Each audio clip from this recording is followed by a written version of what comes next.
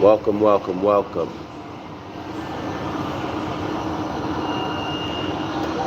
Give me 1 second.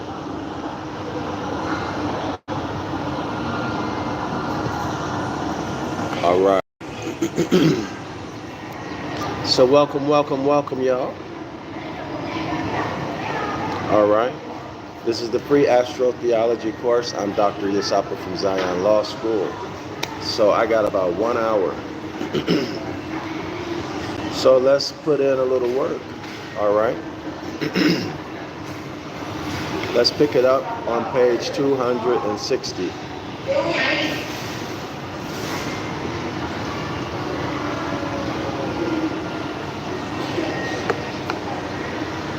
Let's pick it up on page 260. You have to go back and watch the class right before this one to know what I'm talking about. So we're going to pick back up on the discussion about the blood of the covenant, all right? Page 260, the second paragraph from the bottom.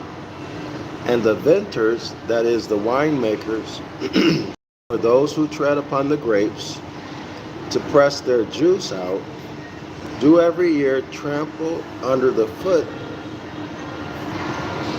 the Son of God.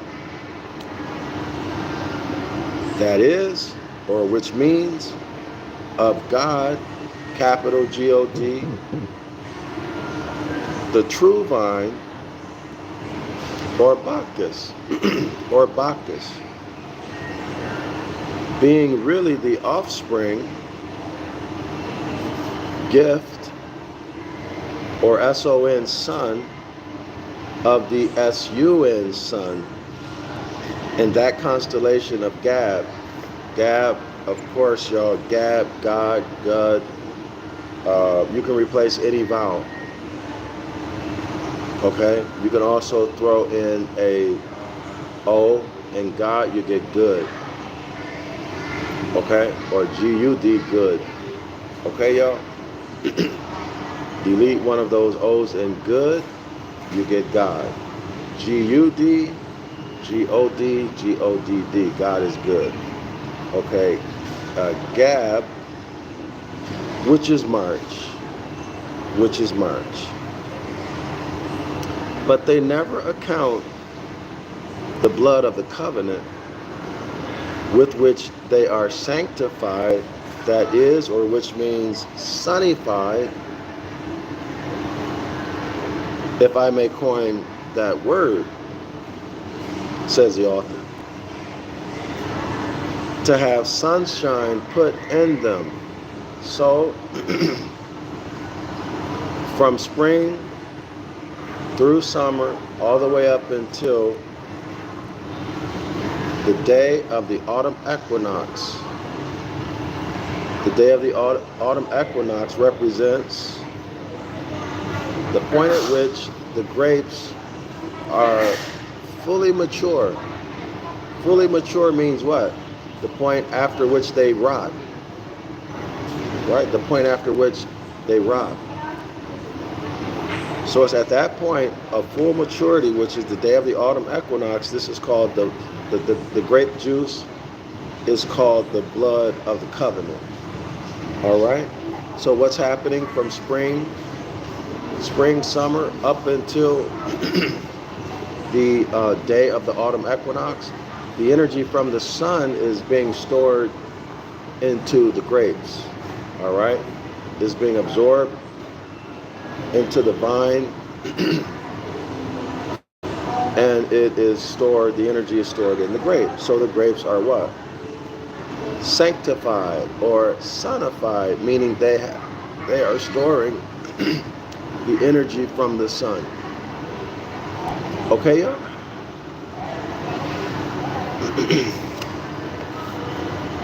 All right. So to have sunshine put in them, simply means the energy from the sun is stored in them. And unholy, that is, an unsunny thing to have an unsunny thing. They know it is the finest drink in the world, that is wine, and that they owe it entirely to the sun Son, whose blood is so striking a metaphor. It really is. Okay, y'all got it. This is the blood of the Christ.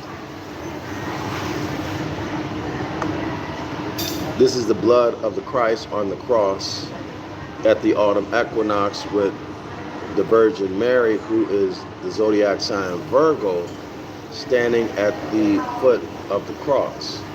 That's that iconography, that painting. Okay? It is that painting. That is the reference to Job 31, where Job says, quote unquote, I have made a covenant with mine eye. Why then should I look upon a maid? The maid is Virgo. Okay, so in other words, Job is saying, well, we will let the author speak. I think the author tells us. Let me see. I'm pretty sure the author tells us. Let's continue. It's better to come from the author than from me. It continues. And thus it is in reference, but I do tell you in the last class. So if y'all want to hear it from me, just watch the video before this one, which is, I think, 100. This is 101. I think this is 101 I'm doing now. The video before that is 100. In any case, it's the video before this one. And thus it is, in reference to the scales of justice, that's Libra, that the Grand Master, in the letter to the Hebrews, or Freemasons, of the line of the Passover, or the plummet, plays off his riddles about, quote, we know him is the Son, we know him that have said, vengeance belongeth unto me. This is the winemaking process. This is vintors, or the vintage process. We know him that have said, vengeance belongeth unto me. And the Lord, that is the Son, so in this case, the Lord is the Son, shall judge his people, end quote. As I know all about it too. He continues, quote unquote, the day of vengeance, that is literally a vine, as in the vine, grapevine, the vine gents, meaning nothing else than the day of working the vine wine making. I'm on page 260 of the Devil's Pulpit. This is our class textbook, our course textbook. Vengeance, vine, gents, vengeance, winemaking. It is the allegorical language of the Son in the scale of September. The scale of September is Libra, y'all. And all the scope of this affair is nothing more than a warning. Listen, y'all, it is a warning. Okay, you Hebrew Israelites and you Christians, it is a warning. But not the warning you think. See, you have been religified out. Punked out too. You've been religified out, believing in a apocalyptic, end time, cataclysmic, global event where Christ is going to come crack the sky. right? And there's going to be great tribulation. People are going to be getting killed. Everybody's blood everywhere, right? And then after the great tribulation, there's Armageddon. And then after Armageddon, some religious traditions believe that there'll be God's kingdom on earth, right? An opportunity to live forever. Well, no, it ain't none of that. There ain't no rapture. It ain't none of that. It is the allegorical language of the sun sun in the scale of September, which is Libra, so the sun in Libra. And all the scope of this affair is nothing more than a warning on the part of the master of the vintage, of the Lord of the vintage.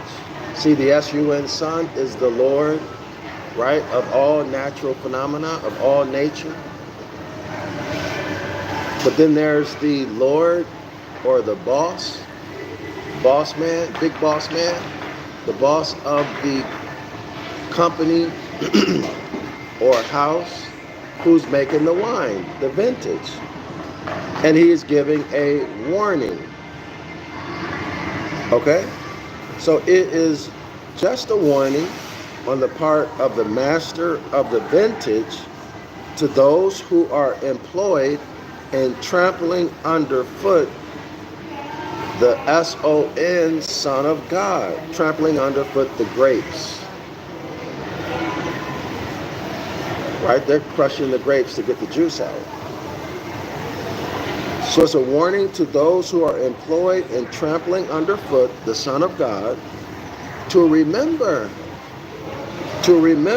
I'm warning you, remember that the blood of the covenant was very intoxicating.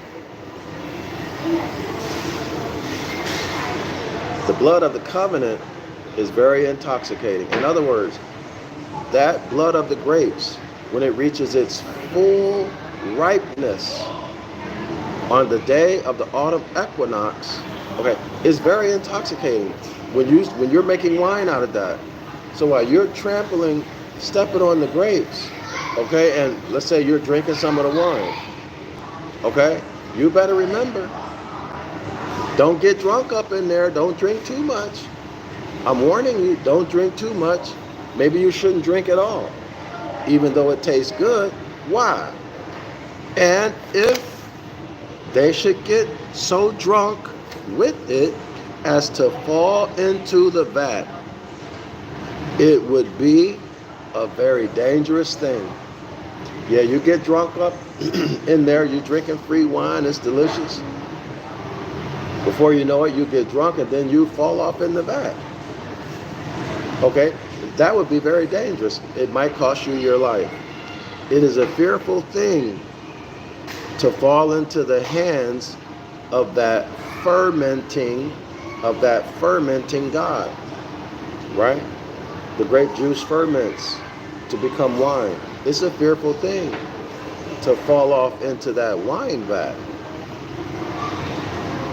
Okay? To fall into the hands of that fermenting God, that is, into the wine vat. You best believe it's fearful. You might not survive it. All right, y'all? It has nothing to do with an apocalyptic moment where Christ comes back and he's killing people. It's pure astrotheology and natural phenomena and paying respect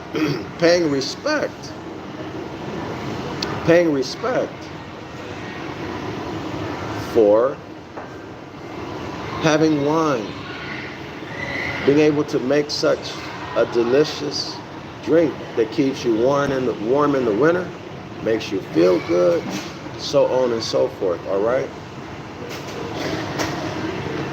It enables you to have something to drink if you have no water.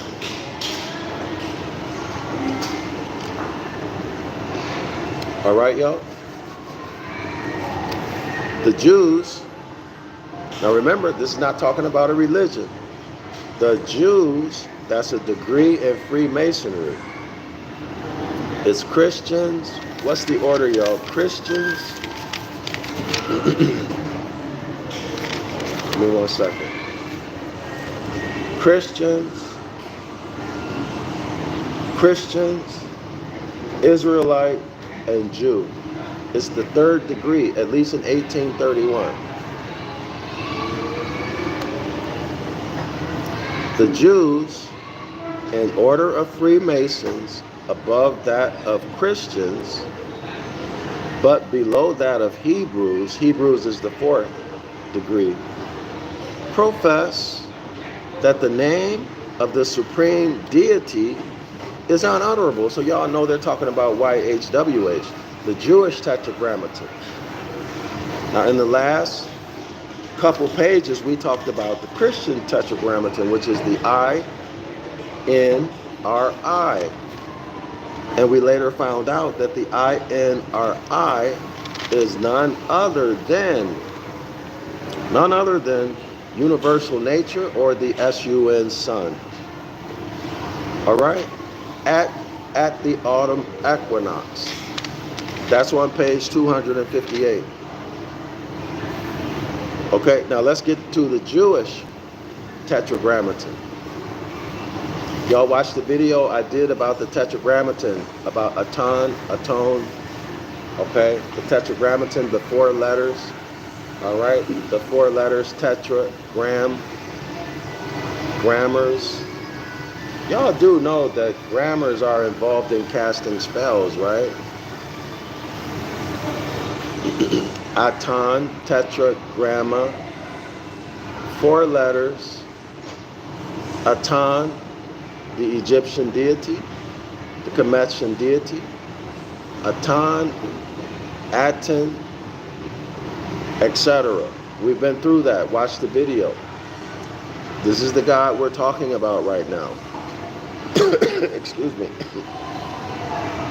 So these Jews, forget about the religion, okay? Even that's a remix, according to this author. Right now, I will tell you, Jew is religion. All right? This author confirms that it's not a nationality, never was a nationality, purely a religion. Now we're dealing with the degree, the Masonic degree, Jews. And it don't include Hebrew Israelites. But below that, so the Jews, in order of Freemasons, above that of Christians, but below that of Hebrews, profess that the name of the supreme deity is unutterable. All you got to do is go look this up in Strong's lexicon, Hebrews or H3068, and you get confirmation of this. It is the supreme deity, Jehovah, Yahweh, Yahuwah, okay? Or the most ancient form, as some people say, Yahoo, which this author also agrees. Listen, y'all, listen. This name of the supreme deity of the Jews is unutterable. You cannot speak it. You must not speak it. So what do the Jews do? They use another word like Adonai, etc. Anyway, let's continue. And invariably substitute in the stead of the supreme deity's name, which is the word mentioned here in the paragraph. Listen. And invariably substitute in the stead of the word which we absurdly and erroneously pronounce Jehovah, Yahuwah. However, of the 26 or so ways you can spell it and write it, is all BS. Jehovah Adonai. Y'all go look at Strong's lexicon. It'll tell you why They're calling it Adonai. Now you should also, if you have any recollection of your high school days, or maybe first year college, the mythological deity Adonis, who's also a solar deity, right? If I remember correctly. Jehovah Adonai. Okay, so Adonai, you'll understand why they spell Jehovah, Yahweh, Yahuwah, etc. You'll understand its various spellings when you look up Strong's number H3068. It has to do with this word Adonai. Okay, so which is literally my Lord's, Lords, which is literally my Lord's. That's plural, Lords, with the pronoun suffix to the plural of the word Adonis. Well, see, there you go. Y'all see it? Which is literally my Lord's, not one, plural, more than one, two or more. All right? With the pronoun suffix, pronominal suffix, to the plural of the word Adonis. The well-known name of the beautiful son of Mara in the pagan mythology, and never meaning anything else but the S-U-N sun itself. And the Ad in Adonai and Adonis. So Adonis is Adonis. Adonai is the plural of Adonis. So Adonis one, Adonai two or more, plural. The Ad, Adonis, okay, Adonai, the AD means the Lord. The On or the ON means the being. The IS, Adonis, see, AD, ON, IS. That's three radicals in Adonis. AD, ON, and IS. Y'all see how they constructed that without you knowing? Y'all sitting here talking about Adonai. You Hebrew Israelites, you think it sounds so cool? You think it sounds so cool to talk about Adonai? Not realizing that you're talking about Adonis, a solar deity in Greek mythology, but you think it sounds so cool. All right. And y'all even know, many of y'all know, that the spelling of YH, of the Tetragrammaton, YHWH, y'all know this, that it's connected to, or it has its origin in Adonai. But you've been played. But if you are a religious leader, you might know this. If you're a Freemason and you've reached these higher levels of degrees, you know this. Why haven't you told your congregation what the real deal is? Why are you pimping them? Y'all might want to ask y'all pastors, your generals and captains, your Moshes and Mores about this topic, because they might be pimping you. Don't say nothing if you like to be pimped, or if you're scared. All right? This is page 261 of The Devil's Pulpit by the Reverend Robert Taylor. This book was published almost 200 years ago. Okay, the lecture was given rather almost 200 years ago, 1831. This book was published, I think, published in printed form in 1857. So about 180 years ago. You go ask them. There's nothing wrong with asking. But of course, don't expect much. Remember what they did to Thomas when he asked critical thinking questions. They branded him as what? A doubting Thomas. And now they've made it so that asking critical thinking questions is frowned upon. Like it's a lack of faith. Like it's something bad.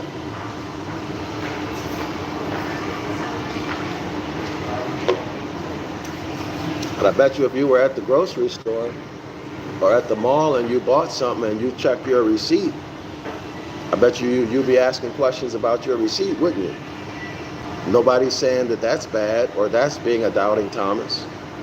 You ain't scared to do that, are you? Okay, now let's get back to it. The Jews, in order of Freemasons, above the Christians, but below that of Hebrews, profess the name of the supreme deity is unutterable. You can't speak it. You can't say it. And invariably substitute in the stead of the word, substitute instead of saying the supreme deity's name, they substitute what? Adonai. Okay? Which we absurdly and erroneously pronounce Jehovah Adonai. Y'all got to look this up in Strong's lexicon to see how they playing you. That's why you need to understand that these lexiconographers, they're not honest. They're also involved in hustling you and casting a spell on you. You can't just use one book, one lexicon. You got to go through everything and then put two and two together. You got to be able to assimilate the information, okay? And that's what I do. That's what y'all see me doing. That's what you see this author doing. All right? So you cannot pronounce the supreme name. So they substitute instead of the word, which we absurdly and erroneously pronounce Jehovah Adonai. And I agree 100%. That is absolutely absurd. I write about this in my book. I think it's 101 Phoenician Hebrew. I'll show you the grammar rules. And I think also volume 1 of the I Can Read volumes. I think I have 3 or 4 volumes out right now. But it's the purple book, Deuteronomy 28, volume 1. I think I also go through a little bit of this on that. So if y'all want to follow up on that, y'all can order those books. The links are in the description area of this video. The 101 Phoenician Hebrew, that takes you through the 10 Commandments. It gives you the etymology of every word, the part of speech, all of that technical stuff. It gives you the etymological meaning in various, in the KJV, in one of the academic lexicons, and in Strong's. Okay, and Brown Driver Briggs. Okay, so y'all check that. I think I also go over the grammar rules too in that book. But in the volume 1, the purple book, volume 1, the I Can Read, Deuteronomy 28, I also wrote out, I think it's Deuteronomy 28. I wrote it out in the Ancient Ibaryath. So if you want to learn it and speak it, memorize it, you can do that.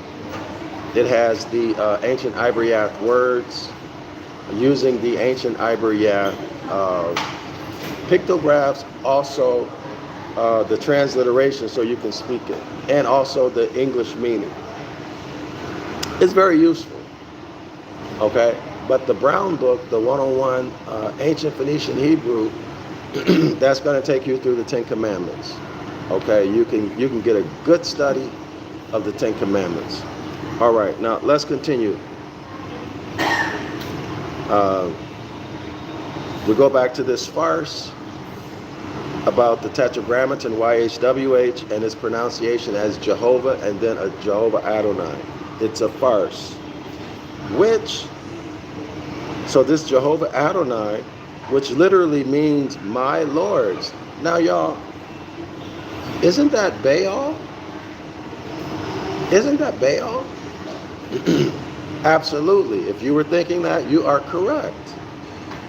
Baali, the bull.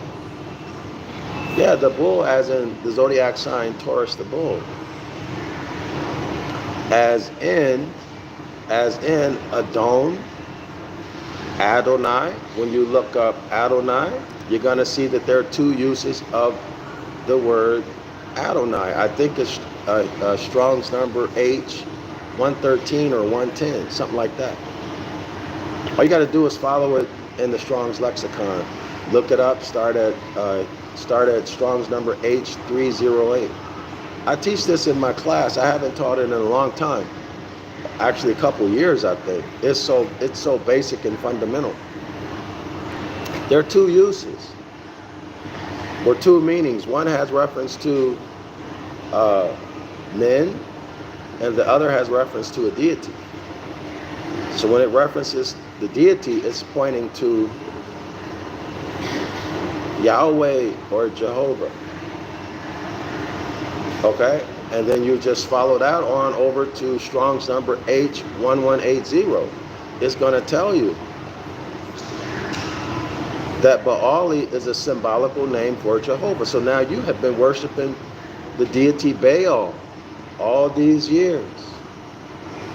You've been spending all this time trying to find out the correct way to pronounce, quote unquote, God's name.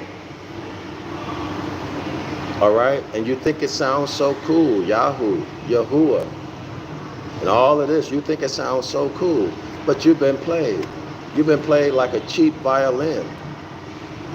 They got you calling on what you believe to be a devil, what you believe to be a demon, an evil spirit. See how your ignorance has been used to destroy you? Now I'm telling you the truth. You just go check what I'm saying. I'm not trying to hurt your feelings. I'm just telling you straight up like a TI is. Okay? That's all. I'm being honest with you. You think it sounds so cool, Yahuwah. You got your what do they call it? Not emblem, but y'all know you got your chain on. It says YHWH or Yahuwah. Okay, and you think you doing something big, and you know this, but other people don't know. Us against them, cultish behavior, and you're not even aware that that's cultish behavior, right? You're just out here ignorant. Not in a bad way. I'm just telling y'all the truth. Go check it.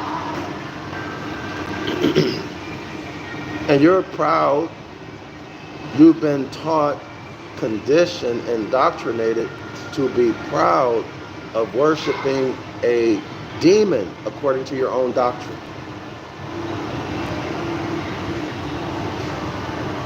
According to your own doctrine. Now go ask your religious leaders to prove it wrong. Do the research yourself. Come to my class on Saturday, 506 The Curses course, 10 a.m. In fact, I'm gonna do a makeup class in about 1 hour. Y'all can come. If I have time, I might show you. Okay? Now, let's go further in how you're being played. Adonis, the well-known name of the beautiful son of Mara in the pagan mythology. So here's your history, right? Secular history and myth or mythological history.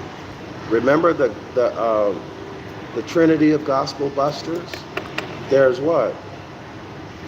There is etymology and philology. There's astronomy, astrology. That's the science, right? And then there is history, secular and mythological. Those three, or that triad, that trinity, destroys. Knowledge of these destroys all belief systems in so-called scriptures. Doesn't matter what scripture. Doesn't matter whether it's the Bible or something else. Okay? So this Adonis never meant anything else than the S-U-N sun itself. So now they got you worshiping not only Baal, that people were sacrificing their babies to, sacrificing their children to, but they got you worshiping the sun. Amun-Ra. Well, that shouldn't surprise you, because at the end of your prayer, what do you say? You say amen, amun, amen, and they bullshit you on that too. They tell you that the Hebrew word amen is not amen.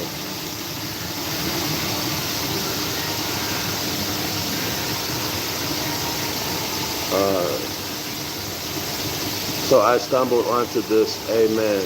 All right. Well, good for you. Welcome. Okay, y'all? Now that's what they'll tell you, but use your common sense. If you're not supposed to speak the names of these deities, why in the world would you have to conclude your prayer with a word that is the name of a deity? Especially the name of a deity of a nation who allegedly put you in bondage. Think, people. Scholars, think. Use your rational mind. Okay, you're being finessed. Why? Because they know you don't know these things. They know you're ignorant of it, and they know you trust them. You gave them full faith and credit for absolutely no reason at all, other than that you want to believe. You want to be part of something, etc., or whatever other reasons you may have. But let's continue. So Adonis means the sun. Well, here's the evidence. That is, now remember, Adonis, A-D, that's the first radical. O-N, that's the second radical. The third radical is I-S. Put them together, you get Adonis. A-D means the Lord. O-N means the being. I-S means the fire, which is the S-U-N sun. In the allegorical language, the father, the husband, the S-O-N son, the lover of the Lamb's wife, the lover of the Lamb's wife, that is the everlasting Mrs. Lamb. Y'all know where this is going. So who's the Lamb's wife? The lover of the Lamb's wife? The August Virgin Mary of the Zodiac. That's Virgo. While the Freemasons of a higher degree make a precisely similar pretense and have a mystical or talismanic name of God, which is never communicated, which is never communicated. Y'all got that? So now we have two. So the Freemasons of the higher degrees, they never communicate the name of God. Okay? So we have one, the Jews, and then Freemasons of the higher degrees, they never communicate the name of God.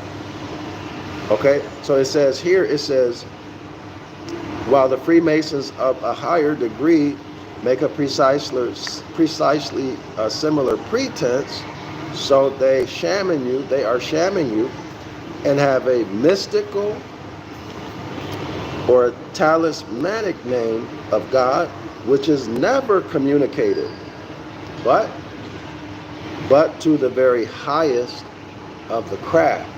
Now you see why they're able to keep a secret. Not everybody goes to the highest degree. Okay?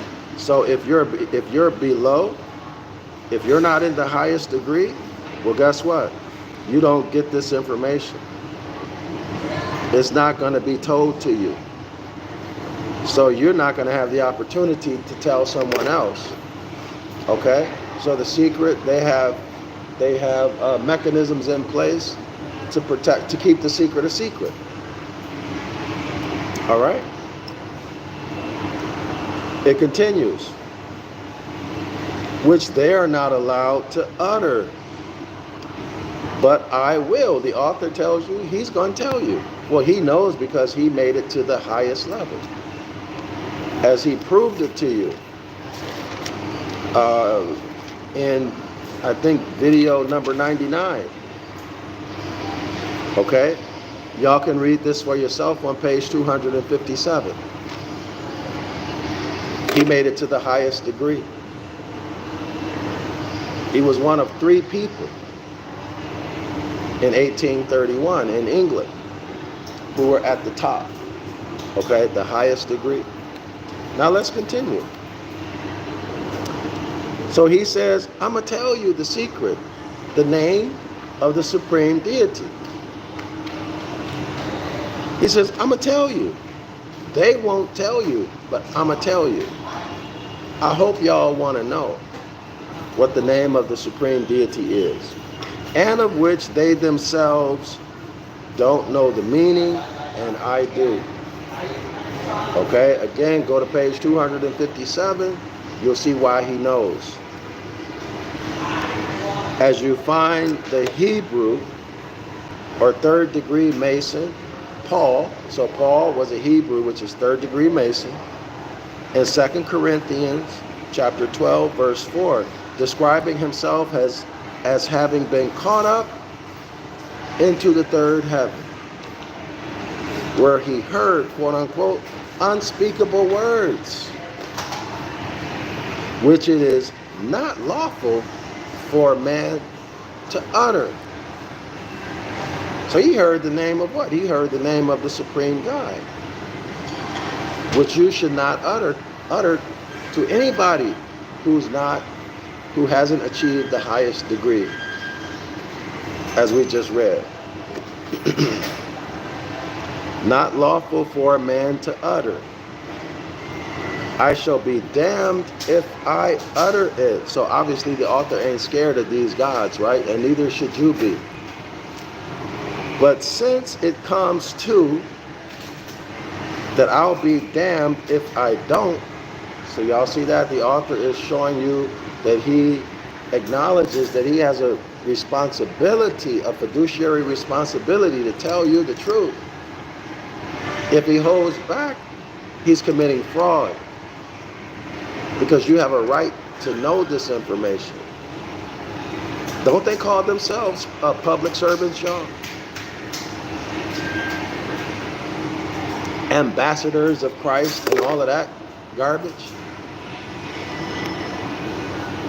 Okay, so if you want to hold the position and the title, you got to take the responsibility, which is to tell the truth. Otherwise, fraud. Okay, and fraud makes the most solemn of contracts void from the beginning. Void ab initio. So your New Testament is void. Talking about the religious aspect of it, it's void. It's void. It was void from the beginning due to fraud. Well, let's say lack of jurisdiction and fraud. Right? Because why? All religions are corporations. So corporations cannot have equality with living men and women. No. But there's a lot to that story. Let's keep going with this. Let's keep going with this, y'all. The author continues, I have it.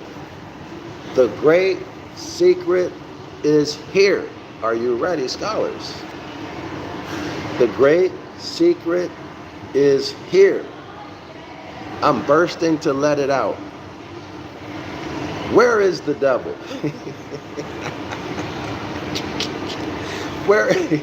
Where is the devil? Keep him off me for a moment. The unutterable word is Jau Bull on. Oh Lord, oh Lord, oh Lord. Jau Bull on. What? Alive? And the secret is out. The common secret of Freemasonry, of Christianity, of Judaism, and of paganism is Jau Bull on. And we see a Greek word, it's I, Alpha, Omega. I, Alpha, Omega. The name of the Supreme Being, y'all got that? I, Alpha, Omega.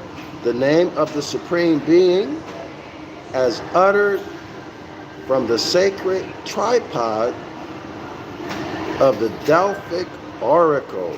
So y'all see, Christianity is full of paganism. And y'all out here calling people pagans and heathens, but yet you're the heathen. They call that a hypocrite. You should never call someone a pagan and a heathen again, because your Christianity is nothing but paganism. Let me show y'all this. Jabulon. Y'all should look that up. Can y'all see that? Jau Bull on. Jabulon. Google search Jabulon, y'all. This is what they got y'all worshiping in Christianity, unbeknownst to you. Why? Because you trusted them. You trusted your enemy.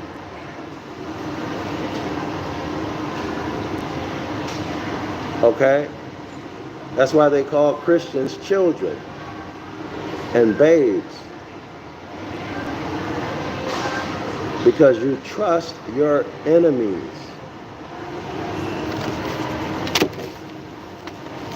Which is childish. So Jau, J-A-O. Okay, that's the first word. And then Bull, B-U-L-L. And then the second word is on. We're going to get into what that means, okay? But we've gone through these words in the earlier lectures. Y'all want to know more, just open up the book. The link to the free PDF is in the description area of this video. Let's let the author work with it.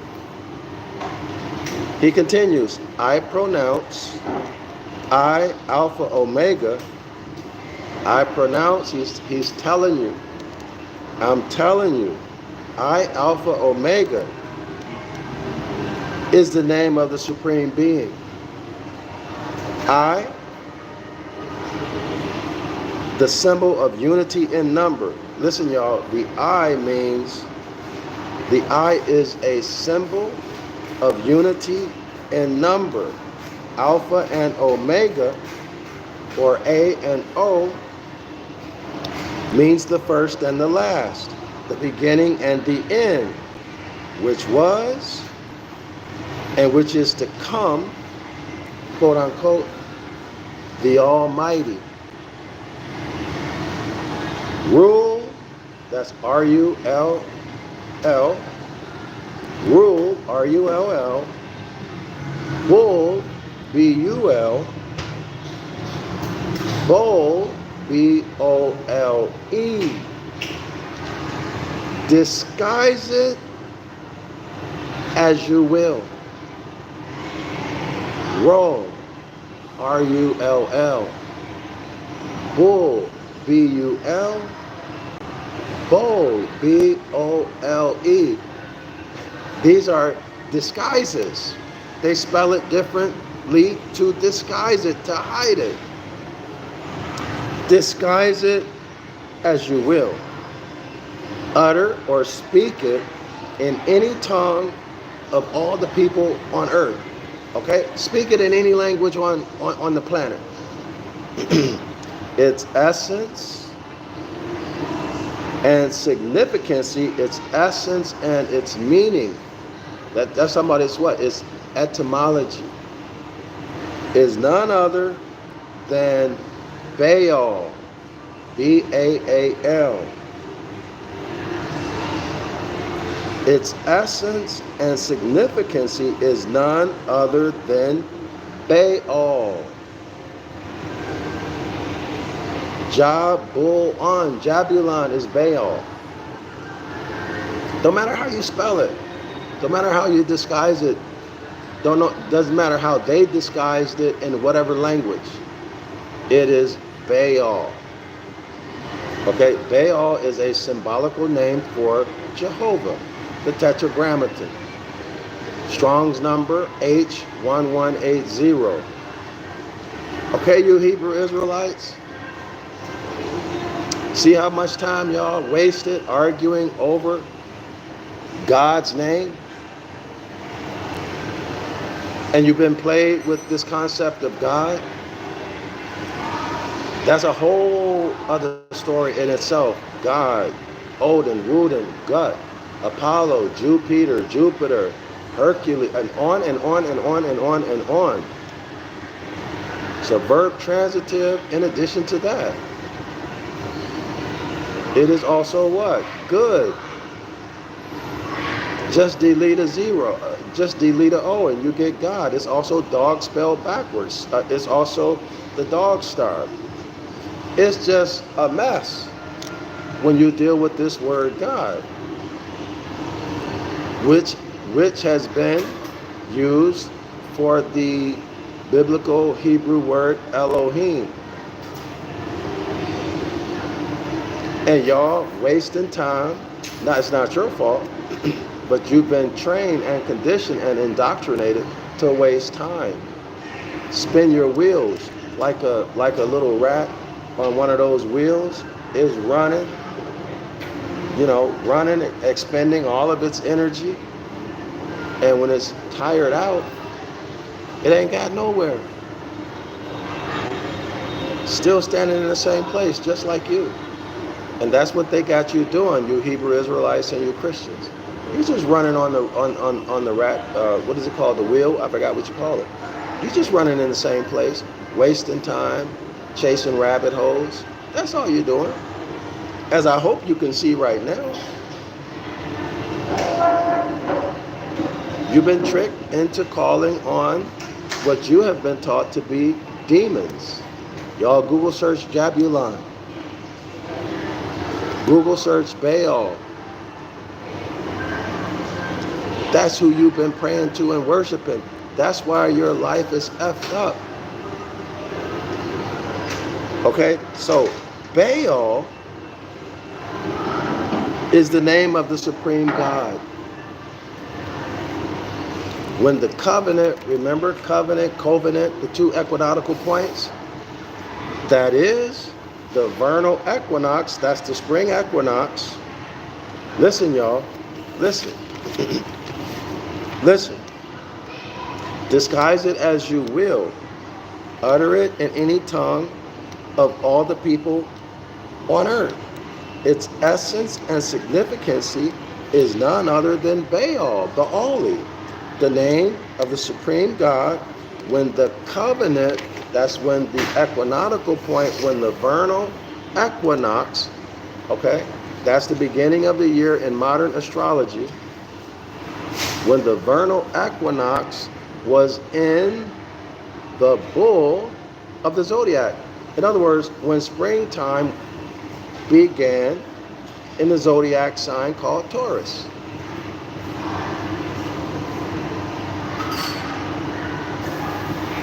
Okay, of course, due to the precession of the equinoxes, springtime will begin in each of the zodiac signs.